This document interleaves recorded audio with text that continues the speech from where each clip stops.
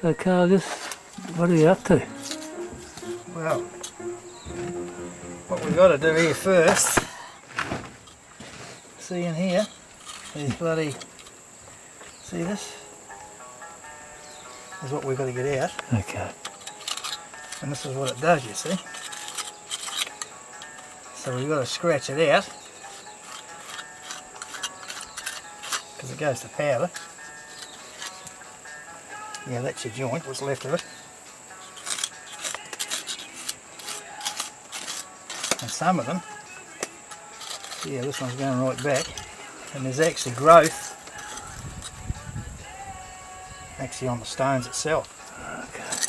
So what that's doing is separating the mortar from the stone,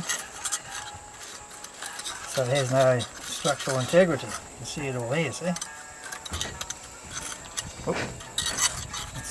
But see how it's just scratching it out, so you've got to dig it out. And this just crops up, some of it's hard, you know, and you'll find one in the middle of nowhere.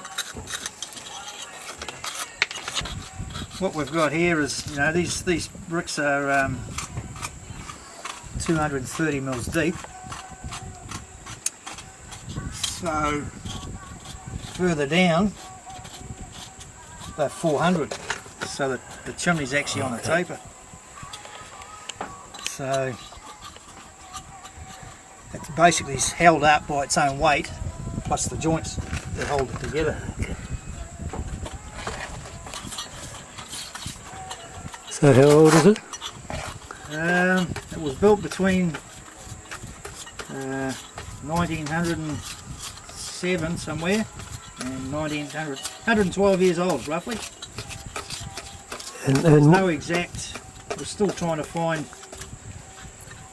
you know, any articles on it, but it certainly dates from around there, so it's 112 years old. And they would have originally built this with a wooden scaffold.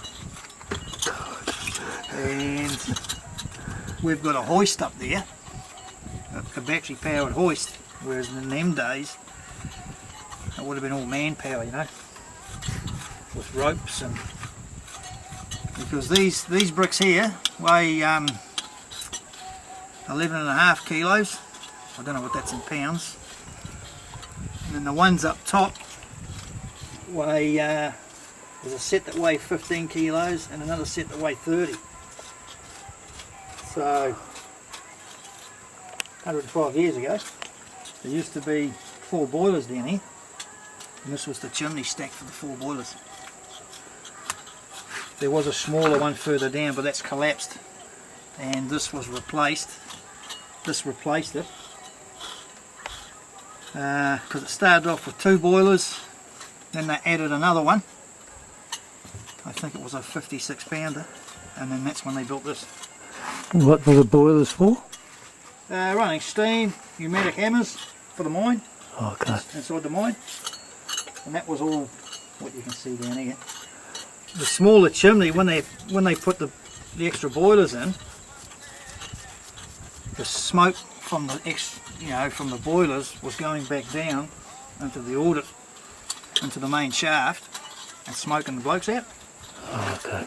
And it was part of the 1908 strike that they had here over smoko time.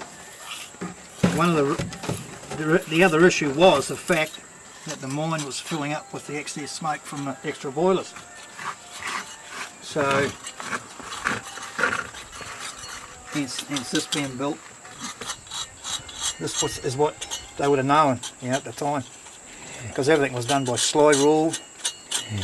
Yeah, there's no computers or anything. So when they did this, you know, they would have said, okay, it's got to be 30 metres high, you know, 1.2 or 1.4 round, and it would have dragged out X amount of smoke from the boilers. And they were down here. The horsepower, which ran all the winches.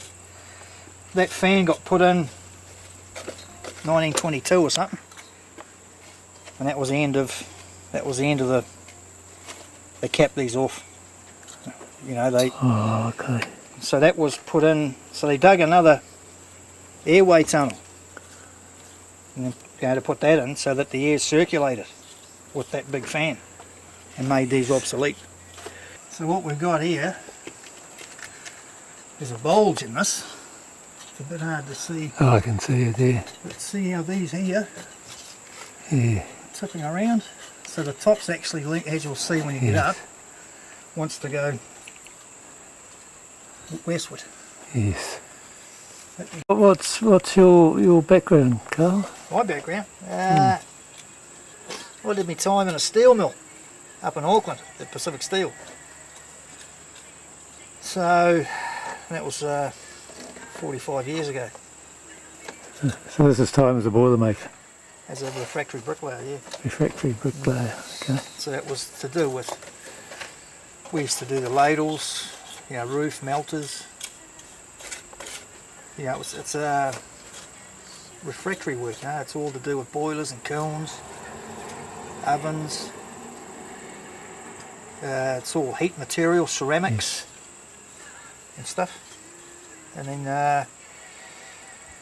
well, you travel around the world doing it.